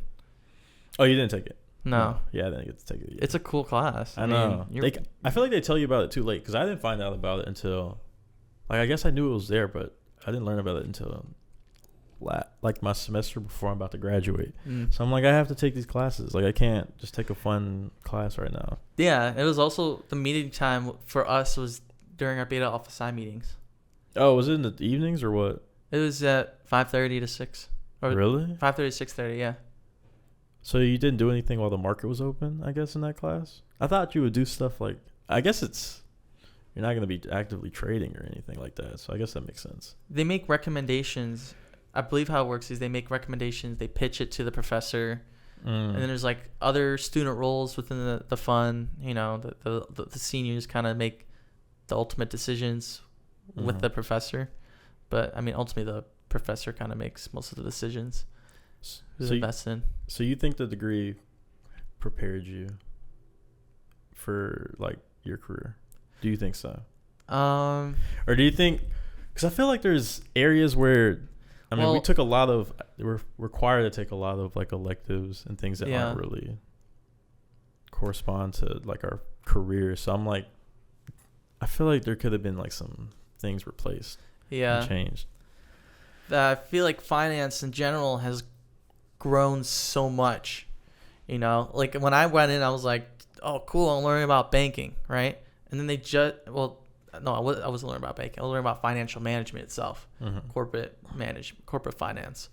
And then, like, I think last year they implemented a banking course itself, learn about actual banking. And then there's also, you know, private equity is a big field to learn about, venture capital, hedge fund investing. You know, the bachelor's degree is mainly to give you a foundation before you can actually start going into those parts. But the finance field itself is so technical. Like you really have to get like a CFA or like a graduate degree to kind of understand what's going on. If you want to do like high level finance, the finance bachelor's itself kind of prepares you for kind of just those entry level roles itself. Yeah. You know, that's why I encourage any finance person to go for a graduate degree, certification, or something like that, because Right away. After you right graduate? away, get it over with. Yeah, I was gonna say you're doing that, and I'm doing that too. You're doing, yeah. So, why do you suggest that? Is it just because we're not, like, I feel like we did only like barely scrape the surface of like learning anything. Yeah. And we're just. And I know we only scraped the surface because we only got to like a certain chapter in the book, and I know there's an additional 15 chapters. Yeah, that's true. In the whole entire textbook. So I'm like, there's definitely a lot more to learn in finance than what we learned in the bachelor's degree. But I mean, the foundation is good. Don't discredit bachelor's finance people, because they definitely understand like what a bond is. They're not that dumb. Yeah. But in terms of the graduate degrees and the certifications, get it over with as soon as possible, because the number one advice I've been given from like my career advisor and stuff is like, you know, life is going to catch up with you some shape or form. You never know when you're going to have to settle down for a family. You never know if you have to move somewhere else or something like that, you know, or you're going to be on the move so much. What happened? Oh, nothing. I was like, what was that? You're going to be on the move so much in your life. So it's best to just get it over with. So like, if you want to go into those high level finance roles, you have that with you along your journey and stuff like that. Do you feel the same way about the MBA? Yeah. Really? Yeah. I feel okay for the MBA. Okay. I've had some critiques about it, because it's kind of like, what's its purpose if everyone has it? You know, if you go into business. From my experience, the MBA was originally supposed to be for non-business majors. Yeah. So like people who were like engineers or scientists, but and they wanted to work in a hospital or an engineering firm, they want to rise the ranks in corporate. So that's when they go take an MBA. Like, we're business students. Like, we kind of already get the field. They teach you a little bit about accounting. But ultimately what the MBA is different from the other degrees is just the cases, the business cases they provide for you.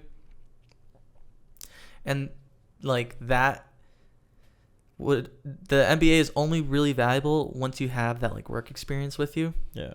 I've done a lot of research on MBAs because I'm considering doing one myself, but I decided to do a master's in finance instead because, again, there's so much to learn about finance. I want to, keep on learning. Yeah.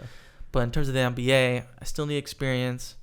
I don't really recommend doing it right after college, even if you have like a high GMAT, just because that's how people learn in the MBA, is kind of like bouncing off of each other's ideas and those cases and stuff. So there's that. But ultimately, if you do consider like an MBA too, the best advice I've been given about that is this quote. I think it says, escape competition through authenticity. So when you're going through an MBA, there's going to be so many people, like when you go to Wharton, Chicago Booth and stuff, there are going to be so many people trying to get into that MBA program. And the acceptance rate is so small because there's so many people. So, I mean, and these people are probably like their own entrepreneurs themselves. They probably own their own business. They probably, work in high-level finance already. They are probably top athletes, and they, good brand for the school and stuff. So you're competing like with them.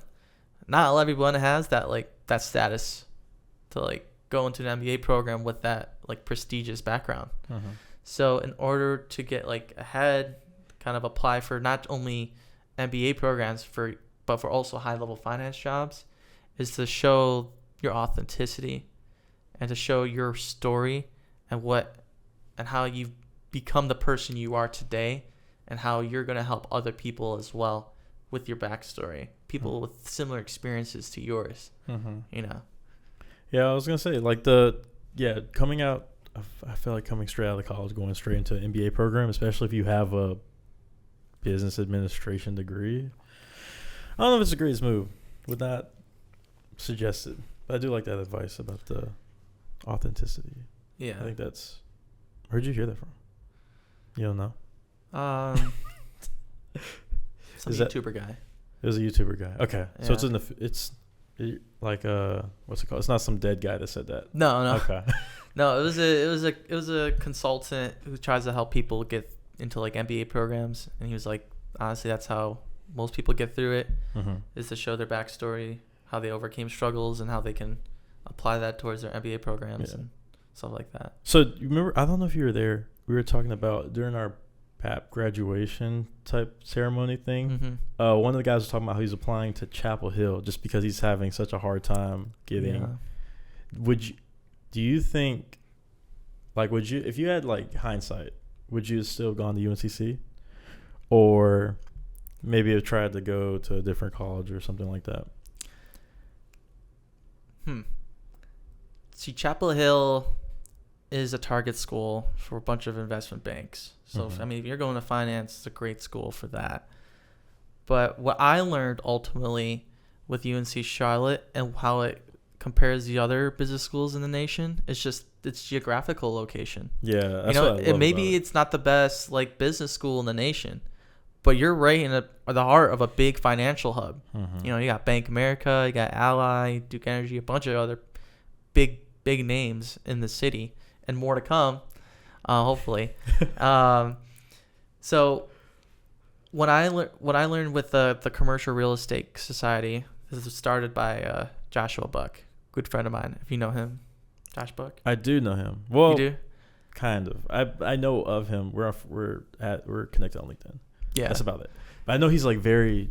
I see him post all the time. He's very involved for sure. He's a great guy to get to know. Okay. Because we kind of start at the same level. When we started school, we were trying to like get involved in some of the business clubs and stuff. And so the first one that we went to was called the Investment Club.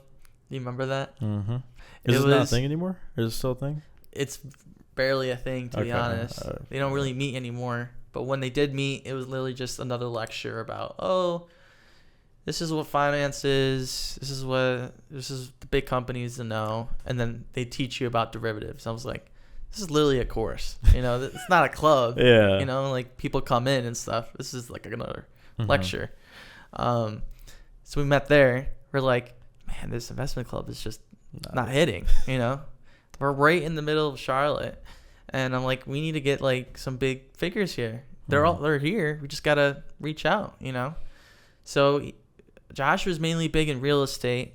So he started that real estate society club, and it took off like automatically. A lot of people wanted to, also get in real estate. He took a bunch of corporate tours in downtown and around the Charlotte area. I saw really taken off. Yeah, I saw pictures of that. Yeah. So that's the real estate society club. Isn't there a real estate club? Is that two different things, or is it the same thing? Am I thinking of the same? I think there was a real estate club, but the commercial real estate society is kind of bigger, has more brand image. Okay. Yeah. So that's probably what took it over. Maybe. I don't know if there's still the acquisition, the buyout of a club. They might be still open. I don't know. Yeah. Okay.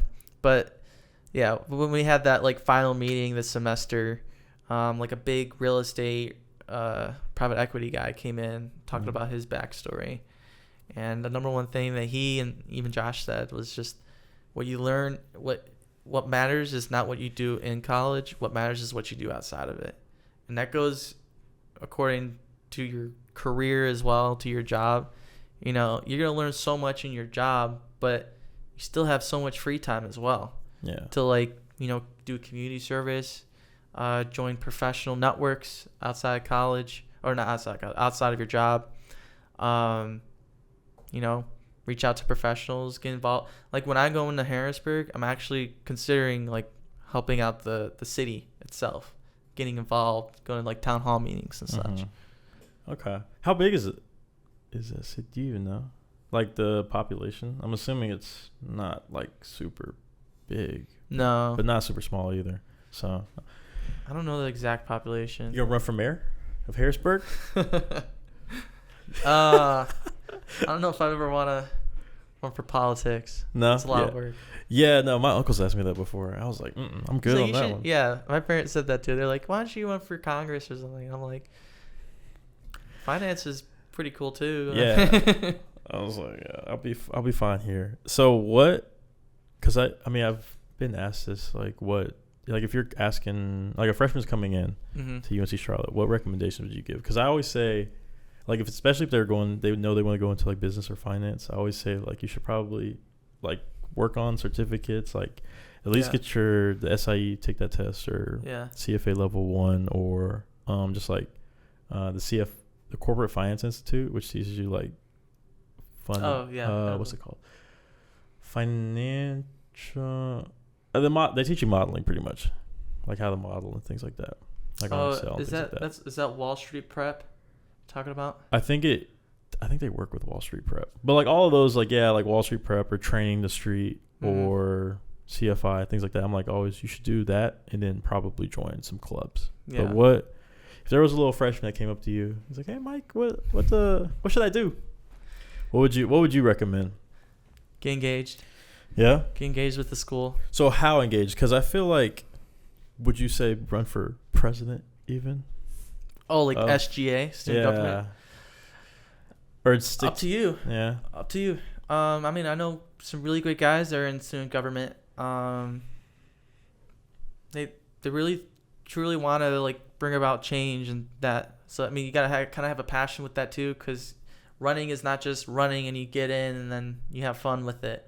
Like, there's a lot of, like, rules and stuff you got to do with that. So student government is a little intensive if you want to get engaged that way. I think just in terms of, like, freshmen coming in, explore, go to those, they have, like, the tables in the beginning of the semester, the club round tables at student rec. Oh, the information day sessions or something like that? Yeah, the club day or something. Yeah. Student showcase, that's what it's called. Student showcase. Showcase. Get engaged, talk to other students on campus, find out who you, like, want to be.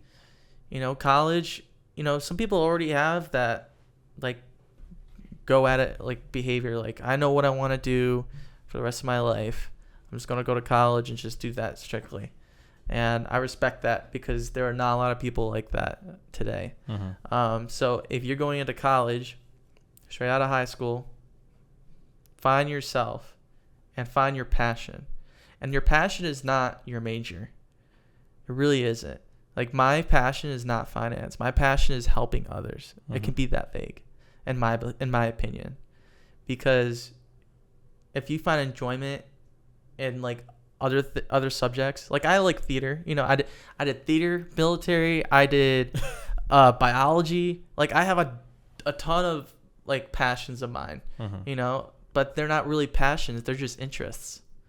But what they all have in common is that I'm helping someone, some shape or form, either through mentorship or financial support.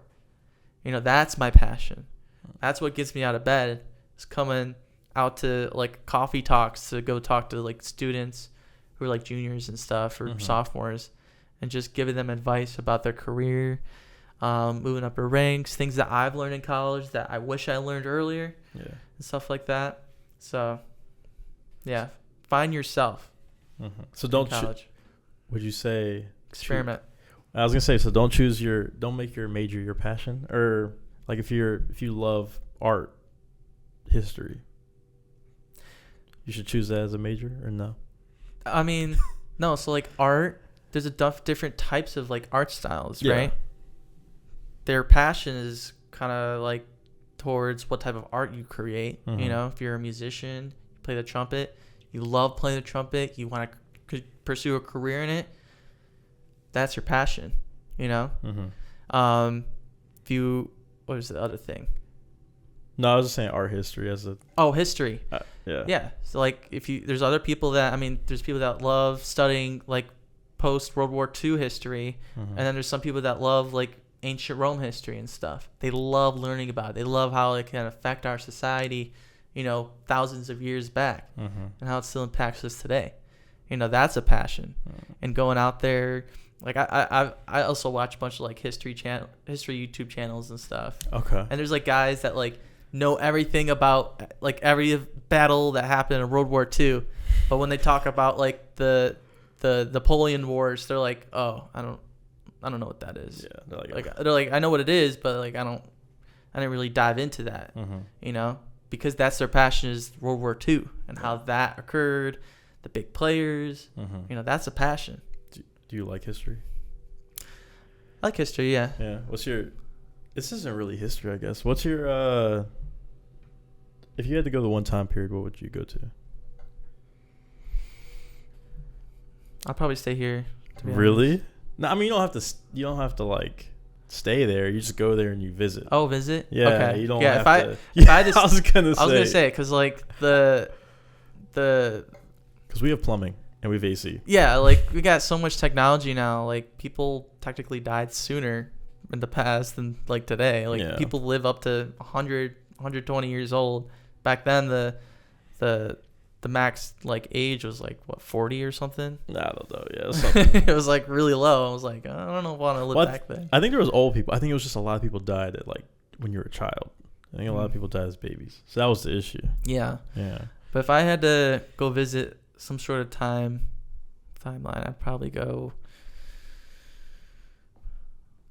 to like be right there when the Revolutionary War happened in France. I'm kind of interested in that. In France? Yeah. Okay, what? In Europe. When was those? I'm like, that piqued my interest in history. It's just the Napoleonic Wars, how that happened. Like one dude, like fought, like everybody else was a monarchy except for France, and that's what they fought. And because they overthrew their king, all these other European nations were like, "What are you doing, man? We're all monarchies. You're setting a new standard for Europe. It's not cool. That's a threat to our power." Yeah. And then he, one by one, different battles in Austria, and sadly the loss in Russia. But I think it was just a really cool story. And it was like, how the heck did that happen? Like, that hasn't happened since, like, Hannibal. Wait, so do you think... I was going to say, so have you seen the Napoleon movie?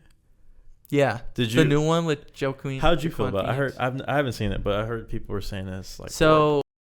And not accurate if you're at a all. real historian and you went to school for all that, there are a little bit of like inconsistencies with the movie, but ultimately, from what I saw, was that the director, there's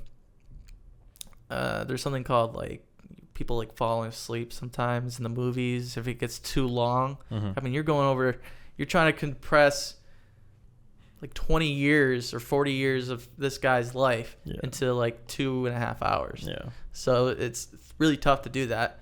And there's so much intricacies and so much details between how each battle started, how Napoleon rose to power and stuff. So, you kind of have to cut corners a little bit in order to actually provide a decent movie. It should be a TV show, is what you're saying. Maybe. It's just that, you don't want to go too deep into the details because there's some things that aren't important and there's some things that are super important. Like the Battle of Austerlitz. That was a cool battle. It was the battle. It was between the French army and I think it was the Austrian and Russian government. Yeah, it was against Austria and Russia. How that happened was like, the one army came in from the west, and the French came in, and then they basically overran them with all their cavalry, and they pushed both armies onto this frozen lake. And then Napoleon shot these cannonballs into the lake. What? Drowned like pretty much 3/4 of that army. Like he shot it and it broke the ice and they all fell in. Yeah. What? The ice, crumbles underneath their armies and everyone just falls in the lake. It was such a cool battle. What is that called? Hang on, let me write that down. What is that called? It was the Battle of Austerlitz. The Battle of Austerlitz? Dude, how do you even spell that? Austerlitz. I've never heard. I think I saw maybe that in the trailer or something. That was just one cool battle, but there's a bunch of other ones too. So Napoleon is he like the person you'd go back and meet if you could meet somebody? Really? Mm-hmm.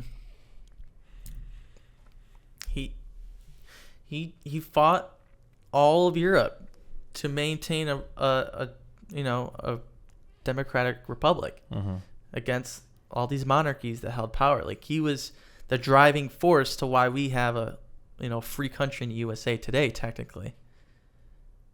I was gonna say, were they were involved, right, in our revolution or something like that? Wasn't the French?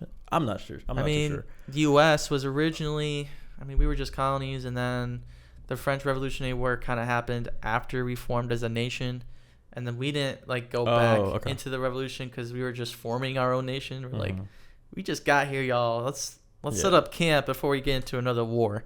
I think the only piece of information I remember from the Napoleonic Wars and the U.S. was that Thomas Jefferson sold land to Napoleon, and it was called the Louisiana Purchase.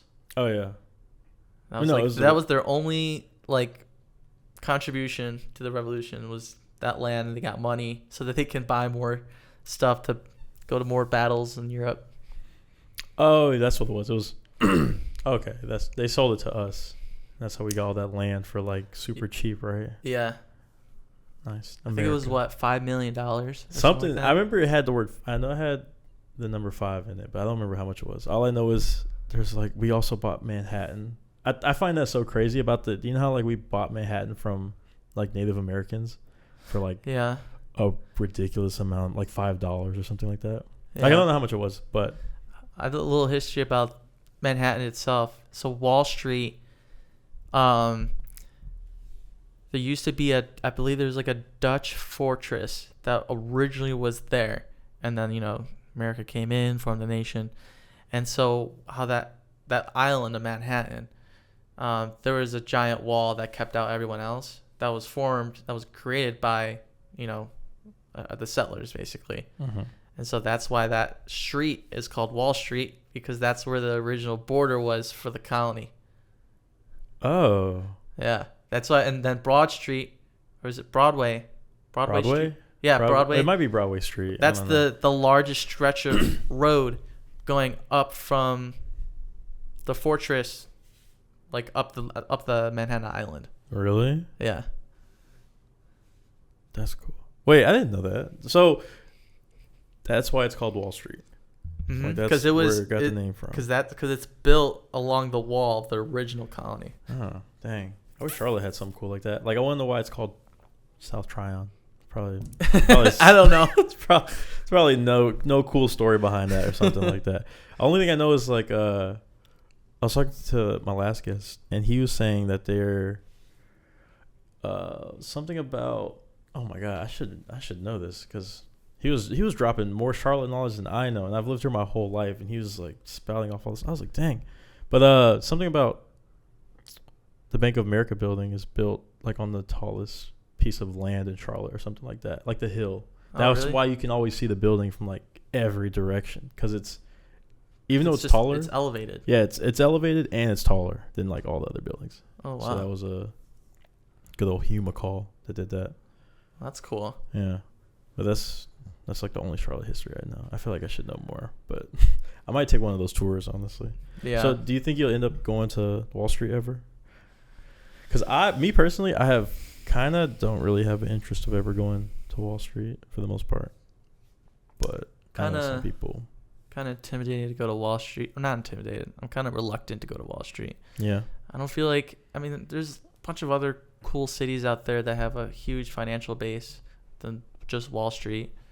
That's true. Maybe farther down my career, I could see myself setting up some funds, and I'm ringing the bell for some company I'm working with. Taking it public, some fun. Yeah.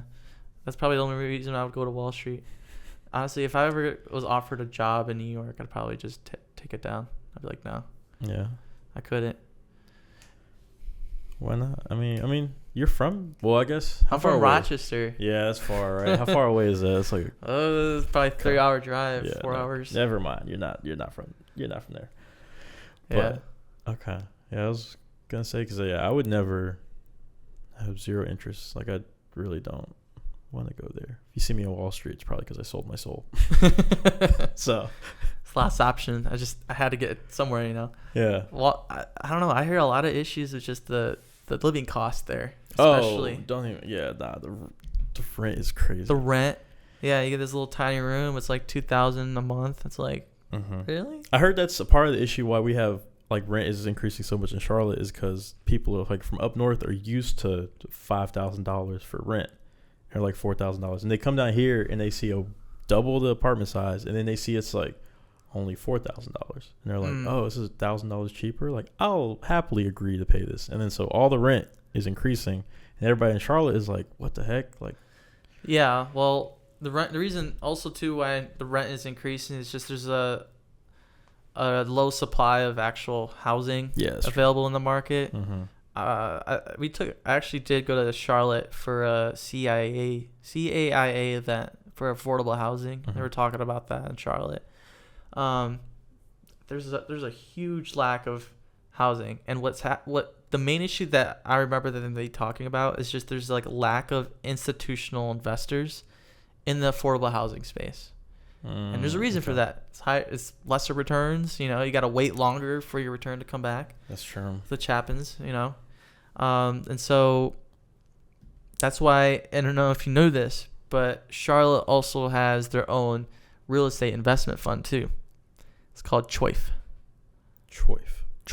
Charlotte Housing Opportunity Investment Fund. Okay, you mean UNC Charlotte or Charlotte as Charlotte City? Okay, yeah. Interesting. So how that works is basically when we want to have more initiatives for affordable housing in Charlotte, that fund helps basically lower the interest rate for investors to borrow money so that they can develop more affordable housing in Charlotte. Mm-hmm. Now, I mean, New York City has that, but you know, it's so overcrowded. They're like, where are we going to put it when all the jobs are so far away from each other, you know? Yeah. Charlotte is still growing. There's still, you know, if you still live in Matthews, it's still a 20-minute drive to the city. So if you're living in New York, you want to buy affordable housing, probably an hour drive from the city, you know? It's a lot harder to do. Well, traffic is making things worse here for sure. So they'll make it a longer commute from Matthews. But I was going to say, have you heard about, I don't know where I heard this. I think I heard this on like a YouTube short or something. Some guy was saying that in Charlotte, prices are high right now, but they're going to be there. I mean, I don't know if you've noticed how many like apartments they're like building. Like they've been building like all these brand new apartments. Like there's a new high rise in South End. It's like 22 stories. Yeah. There's another one right down the street. It's like 9 stories, 10 stories. And so they're thinking that they're put all this investment into rental properties. And then like 2 years from now, there's going to be so much supply, demand's going to be down, price is going to drop. Mm-hmm. And then no one's going to want to build them. And then 2 years later or 3 years later, it's going to shoot back up and then prices are going to like double. And I'm like, I have no clue. I'm not in the real estate space, but I could definitely see that happening, especially just knowing the little bit I know from economics. So there's definitely just too many companies building houses and taking up space and then selling those houses for rent rather than selling the actual houses in the market. Mm-hmm. That's the main issue. It's just everybody wants the rent. Nobody wants the people to buy. Yeah. Well, it's because it's a subscription. We're turning into like a subscription economy. Like everything is like almost a subscription now. Yeah. Like you want to get, I forgot what it was, like the new Chevys or somebody, like they were saying that they're going to have like a subscription for heated seats. Like you can pay you pay $15 a month and you get heated seats in your car. But as soon as you stop paying it, they'll turn it off. I'm like, that's weird. I also heard that about Tesla, that like because it's automated driving, if you don't make your payment, they're gonna make your car drive to the dealership, and then you're gonna walk out and be like, "Where's my car?" That would be crazy. Like it just drove to the dealership itself. I was like, I hope the technology doesn't go that far, where the company just takes my car without me knowing. Dude, I think have you seen? Oh, dang, there was a movie on Netflix. It was like it was about like the end of the world, and there's a scene I forgot the name of the movie, but there's a scene where the Teslas are like all driving into each other and like causing like this mass like traffic jam. I was like, that's wild if that could happen. I never even thought about that. Like, imagine China or some other country hacks all of our cars and then just starts crashing us into each other. Yeah. EVs out there now. That's scary. But Tesla's the only one that has automated driving, so. For now. Yeah. They're all going to get it eventually. Mm-hmm. When Apple drops their car. The Apple car. I don't know. Is that a thing? I didn't know that was a thing. Oh, it's not a thing. It's rumored that Apple, I think, and Kia, which is pretty much Hyundai, they are rumored to be working on a car together. Oh. But I remember this rumor coming out in like 2021, and I think it was like 2029 was supposed to be the release or something like that. It was the leaked release. Who knows? Who knows what the next Apple invention is? But it could be a car, which I don't know how I feel about that. We'll see. They need to spruce up their products a little bit. They only got phones, watches, and MacBooks. Oh, and the PC. But and the Vision, the VR. Yeah, the Vision Pro headset. That will be making a lot of money a couple years from now. Yeah, they're what they do. From what I heard, is Apple's business plan every time they release a new product is they release it at such a high price because people are like, it's basically for all the Apple people out there. It's like, oh, new product, I'm gonna buy it right now. Yeah, and they get it at a higher markup, and over time, as people stop buying it, they like lower the price. So like 2 years from now, that Apple Vision Pro will probably be like maybe $2,000 or $1,500. Yeah, probably. Right now it's like 3,500 or something. I think so, 3,500. Yeah. So. Yeah, it's crazy. I bought Oculus Rift for like 700 or something, right? 500. Yeah, and it's not gonna. Apparently, the Vision Pro is like not breaking people's necks, but it's like extra 10 pounds on the front of your face, and you're just it's heavy. Trying to hold it up. Yeah, apparently. Man. So they got to work on that, I guess. Yeah. But I mean, Apple's doing well. I just watched like a mini documentary on their Apple Watch and like how successful their Apple Watch has been. Like it has more sales, I think, than the iPhone does, or something like that. Really? Yeah, just because, maybe it's units. Maybe it's units sold. I think maybe they're selling more units because people aren't upgrading their iPhones that much. But not everybody has an Apple Watch. I feel like you have an iPhone. Yeah. I mean, most people, if you have an iPhone by now, you're gonna stay with iPhone probably. So, well, maybe. Yeah. I used to have Samsung, and then all my friends were like, "Ew, you have a Samsung?" Oh yeah, it's a cult. I know. It's a cult. I got peer pressured to get the iPhone. I believe it. Yeah. It works. I mean, yeah. I used to have a Samsung, and then I got a Moto. What's that? A Moto? Is that by? Motorola's not a company anymore. What is Moto? What is that? Motorola. That's Motorola? Yeah. They're still a company? Yeah. They got little, like, Samsung type phones. Where'd you buy that? Dude, it was like, well, I broke my original Samsung. Okay. Because of a ride in an amusement park. You know the log ride with the water? You talking about Carowinds? Yeah. Is it one drop? Yeah, the one drop thing. Yeah. Dude, I went on that, and my phone short circuit. I'm like, crap. Off the one drop? Yeah, because there's so much water, and they didn't let me put my bags away. They're like, oh, you gotta keep it on you for the ride. I'm like, oh, great. And all my friends were going. I'm like, all right, guess my phone's coming with me. Short circuited. Got like a cheap $50 Motorola at Best Buy. Oh, that is crazy. And then, but yeah, we're at 2 hours right now. So okay. I'm gonna end it off with this last question. I like asking people this question. Yeah. What do you think happens when you die? Yeah. Wow. That's my last question. That's deep. Yeah. What happens when I die? Yeah. What happens when you think? So I'm a Baptist Christian, and from what I've heard, based off of a bunch of people who have near-death experiences, is that they see a light in the the light in the tunnel seems to be a common thing that everybody sees. I have heard that. And then they either go to heaven or hell. So I think that's what happens. Interesting. Yeah. The light in the tunnel goes to heaven or hell. Does the light have a different color? It do you know? Have you heard? Have you seen? People said it's usually just black, and then you see light at the end. From what I've heard, like it's usually like if you go to hell, then that like your hell is different from others, just like your heaven is different from others. Okay. So like for hell, from what I've heard, is that like if you have like some past trauma or some like something really bad happened in your life, like it's gonna come back again. You're gonna relive it again and again. Oh, that sounds awful. Yeah, that's your hell. That's your hell. And then heaven is the complete opposite. It's all the good parts of your life, and you keep reliving it again and again. That's what I think that happens. That's fantastic and terrifying at the same time. But listen, thank you for coming on the podcast. I really appreciate it. I had a great conversation with you. Let people know if you want to throw in any tags or your social medias or anything like that. I don't know if you care to or not, or I can put them in the link in the description. Send me the link. Well, yeah, but I really appreciate you coming on here, man. I'll miss you when you leave Charlotte. I know. It's hidden. Yeah. It's hidden hard. Yeah. Next week, the big move. All right. Well, see y'all. Peace.